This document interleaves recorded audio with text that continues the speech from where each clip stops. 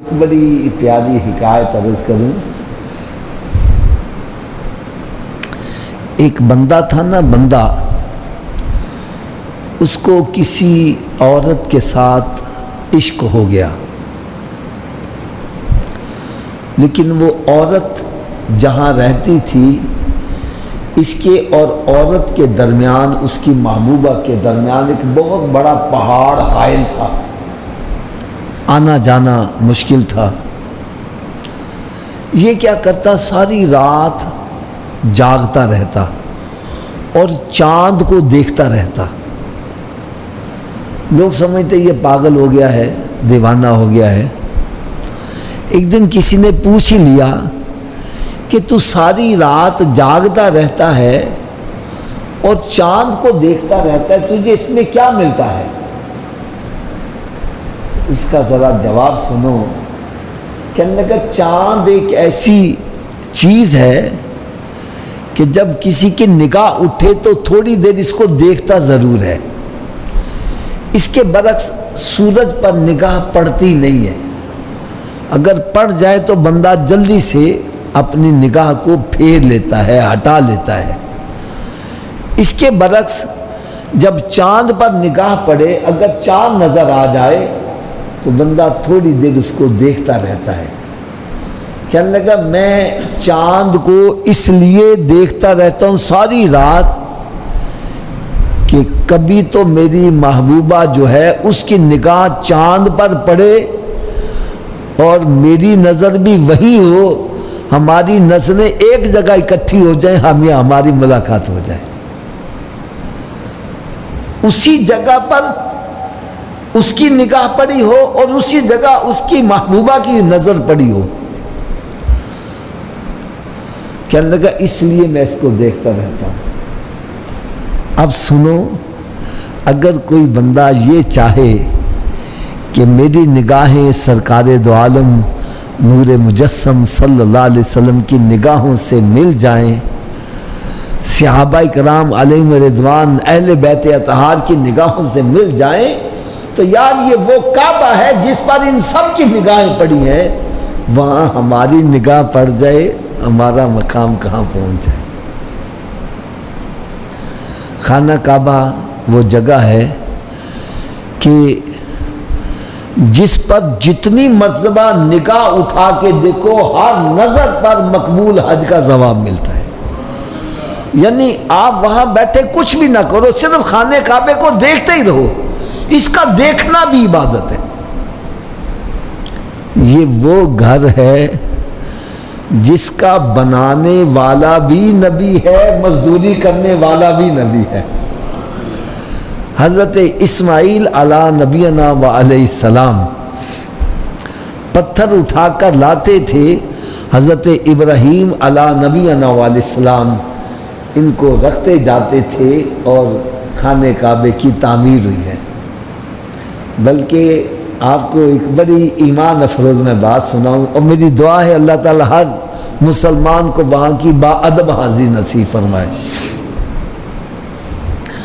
ہم یہ دیوار بنا رہے ہیں، دیوار بناتے بناتے ایک سٹیج آتی ہے کہ اب ہم اس سے اوپر نہیں بنا سکتے، پھر ہم اوپر دیوار بنانی ہو گو کرتے ہیں. ایسے ہی ہے نا، وہاں کھڑے ہو کر پھر اس کو تعمیر کرتے ہیں. اور خانہ کعبے کے گرد گو نہیں بنی. ایک پتھر تھا جس پر حضرت ابراہیم علیہ السلام کھڑے تھے، اور حضرت اسماعیل علیہ السلام پتھر لا کر ان کو جب دیتے تو جو نیچے والا پتھر ہے آپ کو خود اٹھا کر وہاں لے جاتا جہاں وہ پتھر رکھنا ہوتا تھا. وہ پتھر اس کے اندر آج بھی حضرت ابراہیم علیہ السلام کے قدمین شریفین کے نشانات موجود ہیں. اور ایک تو ہوتا نا کہ مثلا تھوڑا سا نشان آ جائے، وہ تقریباً میرا خیال ہے 2 انچ گہرے، 2 انچ گہرے پتھر.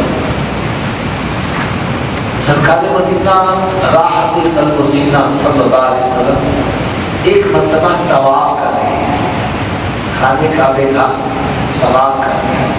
اور یہ بھی یاد رکھو طواف کعبہ ایک ایسی عبادت ہے جو صرف وہی ہو سکتی ہے اور کسی سے نہیں. آپ نماز پڑھنا چاہتے ہو پاکستان میں پڑھ لو، انڈیا میں پڑھ لو، امریکہ میں پڑھ لو. روزہ رکھنا چاہتے ہو جہاں چاہے روزہ رکھ لو، زکات دینا چاہتے ہو جہاں مرضی کر لو، لیکن طواف کے لیے آپ کو وہاں خانے کعبے مسجد حرام میں جانا. میرے آقا صلی اللہ علیہ وسلم یہاں کو منظر کیسا منظر ہوگا کہ میرے آقا صلی اللہ علیہ وسلم خانے کعبے کا طواف فرما رہے ہیں اور ساتھ حضرت سیدنا عمر فاروق رضی اللہ تعالیٰ عنہ بھی موجود ہیں. اور سرکار صلی اللہ علیہ وسلم طواف میں مشغول ہیں.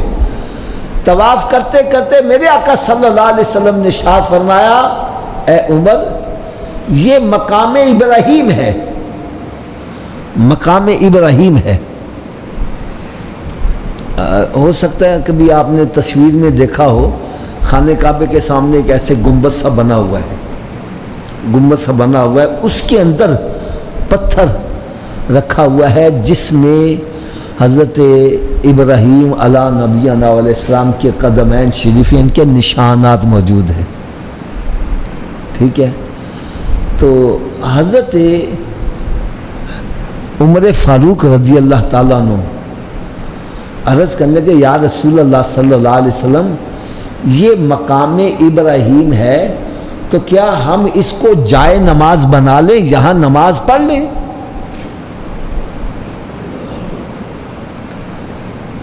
میرے آقا صلی اللہ علیہ وسلم خاموشی سے کوئی جواب نہیں ارشاد فرمایا. طواف کرنے میں مشغول ہے. طواف کرتے جا رہے ہیں تو اللہ تبارک و تعالیٰ نے آیتیں اتار دی، وحی نازل فرمائی اور ارشاد فرمایا وَاتَّخِذُوا مِن مَّقَامِ إِبْرَاهِيمَ مُصَلًّى. اے میرے پیارے حبیب صلی اللہ علیہ وسلم مقام ابراہیم کو جائے نماز بنا لو، یعنی جو تمہارے دوست حضرت عمر فاروق رضی اللہ تعالیٰ عنہ کی رائے ہے وہی رائے رب تعالیٰ کی ہے، اس کو جائے نماز بنا لو. حضرت سیدنا عمر فاروق رضی اللہ تعالیٰ عنہ وہ ہستی ہیں کہ جن کی رائے کے مطابق رب تعالیٰ نے قرآن مجید میں آیتیں اتاری ہیں. بہت سارے ایسے مقامات جہاں پر سرکار صلی اللہ علیہ وسلم نے رائے طلب کی، ہاں بھئی تم بتلاؤ اس کا کیا حل ہونا چاہیے، تم بتلاؤ اس کا کیا حل ہونا چاہیے. اور جو عمر فاروق رضی اللہ تعالیٰ کی رائے ہوتی رب تعالیٰ اس کے مطابق قرآن کی آیتیں اتار دیا کرتا. یار کتنا میں کہنا مقام اس کا بلند ہوگا یار، کہ اگر سرکار دو عالم نور مجسم صلی اللہ علیہ وسلم کی ازواج مطہرات جس کے بارے میں قرآن یہ کہہ رہا ہے النبی اولا بالمؤمنین من انفسہم وازواجہ امہاتکم، کہ محمد مصطفیٰ صلی اللہ علیہ وسلم کی جتنی بھی بیویاں ہیں امت کی کیا ہیں؟ اونچی بولو ذرا میں آپ سب سے سننا چاہتا ہوں، امت کی کیا ہیں؟ تو جو ماں کا بے ادب گستاخ ہوگا جنت میں چلا جائے گا.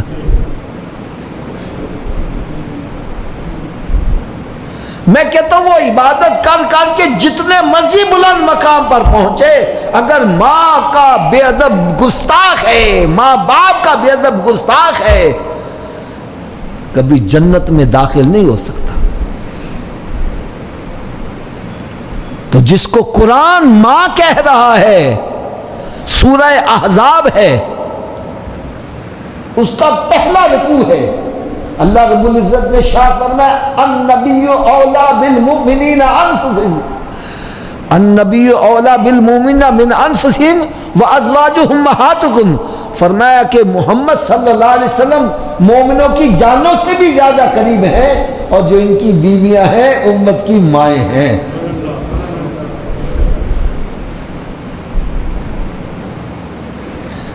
یقین جانو مجھے ان افراد کے اوپر بڑا دکھ ہوتا ہے جو منہ اٹھا کر چل پڑتے ہیں اور یہ نہیں دیکھتے یہ ادب کرنے والے ہیں یا بے ادبی کرنے والے ہیں۔ کچھ ایسے افراد ہیں جو اہل بیت اطہار سے محبت کا دعویٰ کرتے ہیں اور حضرت عائشہ صدیقہ طیبہ طاہرہ رضی اللہ تعالی عنہا کی شان میں بے ادبیاں گستاخیاں کرتے ہیں۔ یار وہ عائشہ اگر سچی بات بتلاؤں تو جو ہمیں دین پہنچا ہے اس میں بہت سارا حصہ جو ہے، اگر میں یہ کہہ دوں تقریباً آدھا حصہ دین کا جو ہے وہ ہمیں اگر پہنچا ہے تو حضرت عائشہ صدیقہ رضی اللہ عنہ کی وجہ سے پہنچا ہے۔ حضرت ابو ہریرہ رضی اللہ تعالیٰ عنہ کے بعد سب سے زیادہ جو حدیثیں منقول ہے وہ حضرت عائشہ صدیقہ رضی اللہ تعالیٰ عنہ۔ سرکار صلی اللہ علیہ وسلم کے جو گھریلو معمولات تھے اس کو کوئی اور نہیں بیان کر سکتا جو آپ کے گھر والے بیان کر سکتے۔ یار اس ہستی کے بارے میں گفتگو کرتے ہیں، یقین جانو اتنا دکھ ہوتا ہے جس کی طہارت کے لیے اللہ تعالیٰ نے قرآن مجید میں 2 رکوع نازل فرمائے۔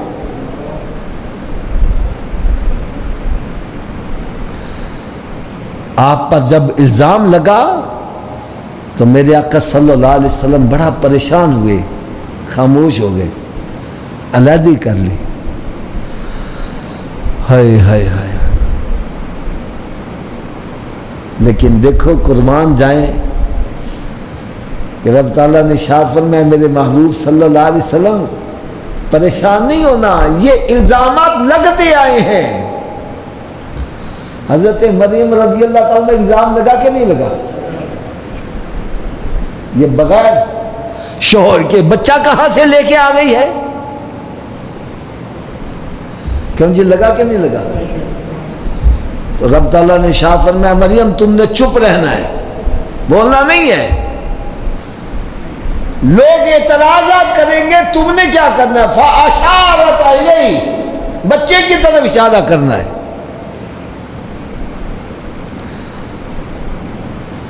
جب آپ نے بچے کی طرف اشارہ کیا تو وہ کہنے لگے کیفا، یہ کیسے بولے گا جو ماں کی ابھی گود میں ہی ہے؟ آپ نے پھر اشارہ کیا، فرمایا اسی سے پوچھو۔ میں جب اشارہ کیا تو حضرت عیسیٰ علیہ نبینا علیہ السلام جو چند دن کے جن کی عمر ہے، آپ اٹھ کر بیٹھ گئے اور بولنے لگے انی عبداللہ آتانی الکتاب وجعلنی نبیا، میں اللہ کا بندہ ہوں اور میرے اوپر کتاب اترے گی، مجھے رب تعالیٰ نے نبی بنا کر بھیجا ہے، اور میری ماں پر جو تم الزام لگاتے ہو وہ ان سے پاک ہے۔ ارے جب حضرت مریم رضی اللہ تعالیٰ عنہ پر الزام لگا تو بچے نے گواہی دی، اسی طرح یوسف علیہ السلام پر بھی الزام لگا کہ نہیں لگا؟ گواہی کس نے دی؟ بچے نے دی، گواہی بچے نے دی۔ قرآن مجید میں اس کا ذکر ہے ان کان قمیصہ من قبل، اگر یہ قمیض پیچھے سے پھٹی ہے تو پھر یوسف علیہ السلام سچے ہیں۔ فرمایا میرے محبوب پہلے بھی الزام لگتے آئے اور صفائی کے لیے بچے گواہی دیتے رہے، اب تیری بیوی پر الزام لگا ہے، اب بچے گواہی نہیں دیں گے، میں خود رب ہو کر گواہی دوں گا۔ رب تعالیٰ نے قرآن مجید میں آیتیں اتاری اور حضرت عائشہ صدیقہ طیبہ طاہرہ رضی اللہ تعالیٰ عنہ کی طہارت بیان کی، تاکہ اگر ان کی طہارت میں کوئی شک شبہ کرے تو وہ قرآن پاک کا اوپر شک شبہ کرنے والا۔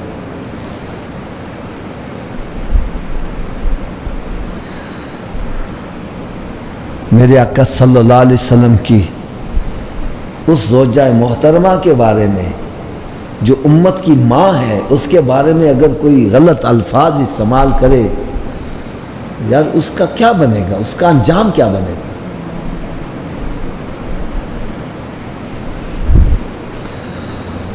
اللہ اللہ اللہ۔ تو میں یہ بات عرض کر رہا تھا کہ اسی طرح ازواج مطہرات کے پاس لوگ آتے مسائل پوچھنے کے لیے۔ حضرت سیدنا عمر فاروق رضی اللہ تعالیٰ عنہ کو یہ بات اچھی نہ لگی کہ آنے والا پتہ نہیں کچھ کس نیت سے آ رہا ہے، تو یہ بے پردگی ہو رہی ہے، ان کو پردہ کرنا چاہیے۔ تو رب تعالیٰ نے آیتیں اتار دی، اے میرے پیارے حبیب صلی اللہ علیہ وسلم، یا ایھا النبی کل ازواجک و بناتک و نساء المؤمنین یدنین علیہن من جلابیبہن، با پردہ ہو کر نکلے۔ پردے کی آیتیں نازل ہوئی، یعنی جو رائے عمر فاروق رضی اللہ عنہ وہی رائے اللہ تبارک و تعالیٰ۔ اسی طرح جنگی قیدیوں کے بارے میں جو رائے عمر فاروق کی، اللہ تعالیٰ نے اس کے مطابق آیتیں اتاری۔ تو یہ عمر فاروق رضی اللہ تعالیٰ عنہ وہ ہستی ہیں کہ جن کی رائے کے مطابق رب تعالیٰ قرآن میں آیتیں اتارتا۔ اسی لیے سرکار دو عالم نور مجسم صلی اللہ علیہ وسلم نے ارشاد فرمایا، اگر میرے بعد نبوت کا سلسلہ جاری ہو رہنا ہوتا، اگر میرے بعد کوئی نبی ہوتا تو وہ عمر فاروق ہوتا۔ یعنی ایک نبی کے اندر جو کمالات ہونے چاہیے وہ سارے کے سارے کمالات عمر فاروق میں پائے جاتے ہیں، لیکن میرے بعد نبوت کا دروازہ بند ہے، اس لیے یہ نبی نہیں۔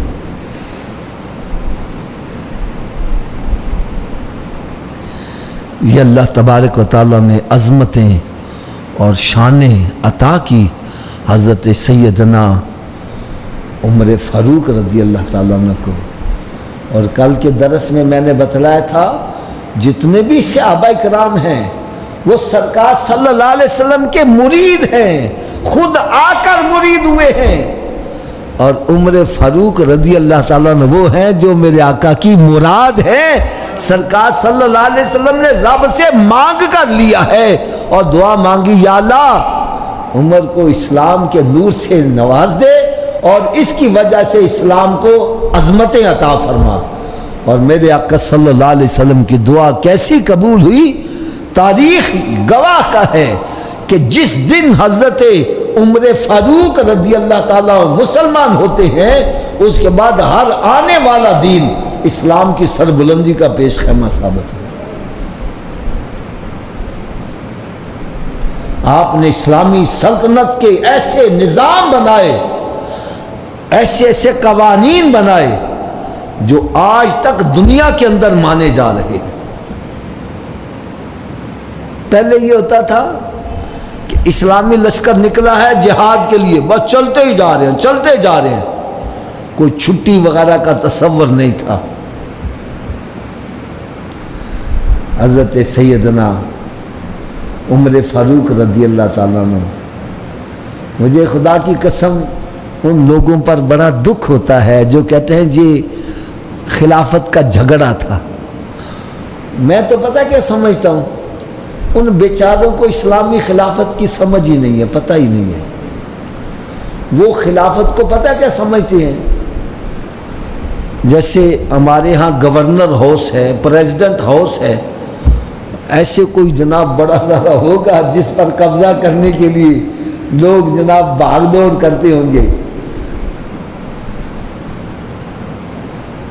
وہاں خلافت کیا ہے آپ سنیں گے تو یار طبیعت خوش ہو جائے گی۔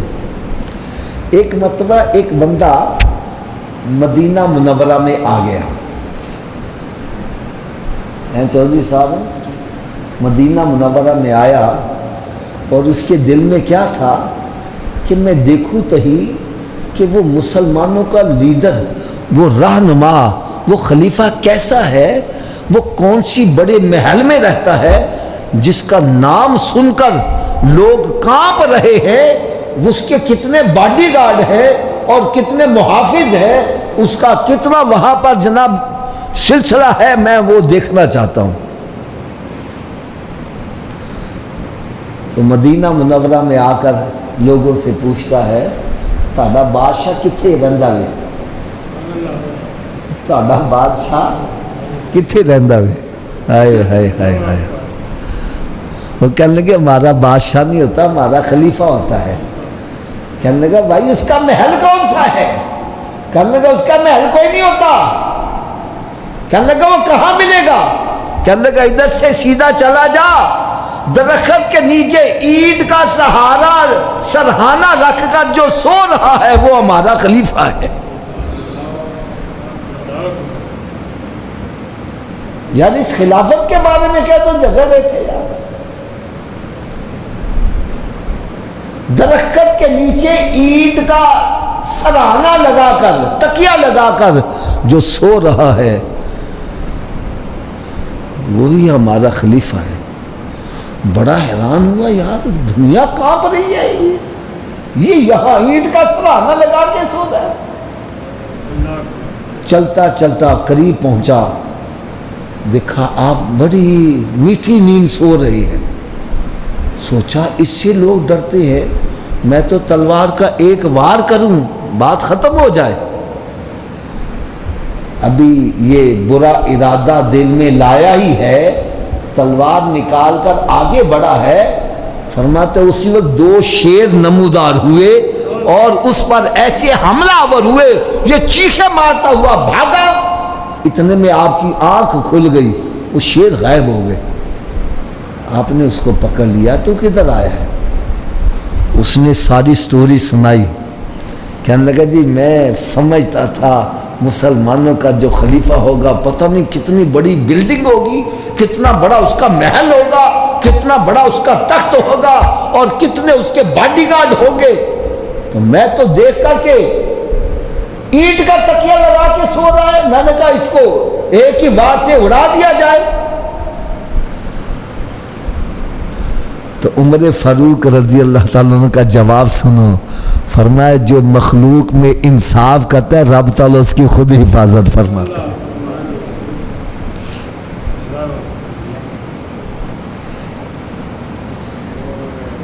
یار مجھے دکھ ہوتا ہے، اس خلافت کے بارے میں کہتے تھے، جھگڑ رہے تھے کہ حضرت سیدنا عمر فاروق رضی اللہ تعالیٰ عنہ رات کا وقت ہے، چراغ جلا کر سلطنت کا کوئی کام کر رہے ہیں. بیٹا آ جاتا، سگا بیٹا.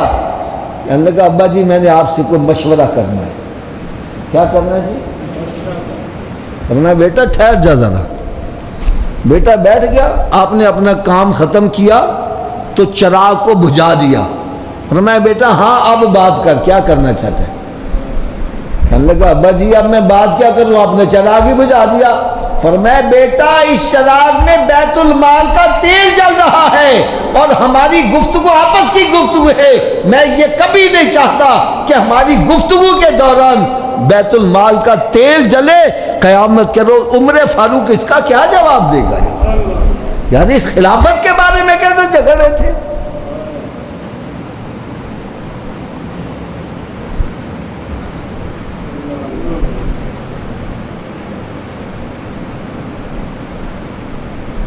ایک مرتبہ آپ کی بیوی صاحبہ نے کھانے کے ساتھ کوئی میٹھا یوں سمجھے حلوہ بنا کر سامنے رکھ دیا. آپ نے پوچھا یہ میٹھا کہاں سے آیا ہے؟ یہ کس کی بیوی بتلا رہی ہے؟ جو خلیفۃ المسلمین ہے، جس کی حکومت ہزاروں مربع میل کے اوپر قائم ہے.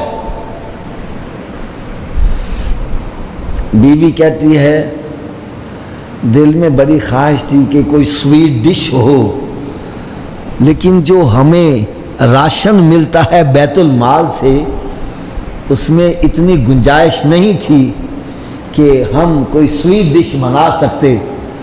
تو میں نے ایسا کیا، راشن میں سے نا چٹکی چٹکی آٹا ایک طرف رکھنا شروع کر دیا. تو آج اتنا ہو گیا کہ میں سویٹ ڈش بنا کر آپ کے سامنے رکھ دیا. آپ نے بیت المال کے خازن کو بلایا اور فرمایا ہمارے راشن میں چٹکی آٹا کم کر دیا جائے، اتنے دن ہمارا گزارا ہو گیا تھا، اب ہمارا گزارا اس میں چل سکتا ہے.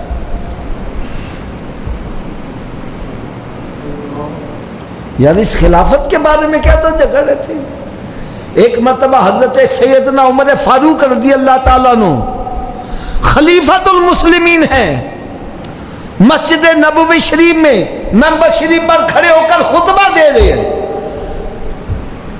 یار ایک بدو اپنی آستین سے ایسے منہ صاف کر کے کہتا عمر ہم تیرے پیچھے نماز نہیں پڑھیں گے، ہم تیرے پیچھے. آپ نے یہ نہیں فرمایا پکڑ کے اس کو اڑا دو، اس کی اتنی جرأت میرے سامنے بولا ہے. آج کوئی حاکم وقت کے خلاف بات کر کے دیکھے، پھر دیکھو اس کا انجام کیا ہوتا ہے. اور وہاں سامنے کھڑے ہیں، آپ ممبر شریف سے نیچے اتر آئے. فرمایا بھائی تجھے مجھ سے کیا اعتراض ہے، میں اتنی دیر نماز نہیں پڑھاؤں گا جتنی دیر تیرے اعتراض کا جواب نہیں دوں گا. یہ ہے اسلام کا نظام کہ حاکم وقت خود آ کر نماز پڑھائے تاکہ لوگوں تک اس کی اپروچ آسان سے ہو. حاکم وقت جو ہے عوام کے سامنے جواب دہ ہوتا ہے. آج حاکم وقت تک ملنا آسان کام ہے. اگر 5 وقت نماز پڑھائے 5 وقت عوام کے سامنے پیش ہو سکتا ہے. ہو آپ نے فرمایا جتنی دیر میں تجھے جواب نہیں دوں گا میں نماز نہیں پڑھاؤں گا. اعتراض کیا ہے تجھے؟ کہنے لگا جی بیت المال سے جو ہمیں کپڑا ملا. عمر فاروق رضی اللہ عنہ کا وجود ذرا بڑا تھا. کہنے لگا اس کپڑے میں سے آپ کا سوٹ نہیں بن سکتا، جتنا ہمیں سوٹ کپڑا ملا اتنا آپ کو ملنا چاہیے، اور آپ کا سوٹ اس کپڑے میں نہیں بن سکتا اور آپ کا بنا ہوا ہے. اس کا مطلب ہے کوئی آپ نے گڑبڑ کی ہے. آپ نے ارشاد فرمایا اس کا جواب میں نہیں دوں گا، میرا بیٹا دے گا. بیٹے کو بلایا گیا.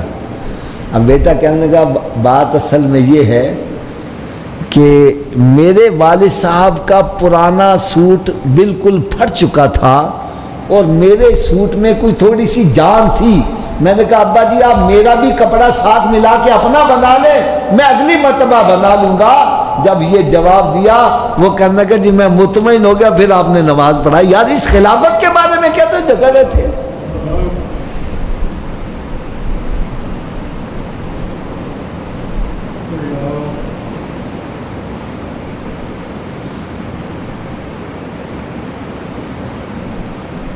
آپ امیر المومنین ہیں اور رعایا رات کو سو رہی ہے اور آپ گلیوں میں پہرے دے رہے، گلیوں میں پہرے دے رہے. مجھے پھر ایک بات کہنے دو یار.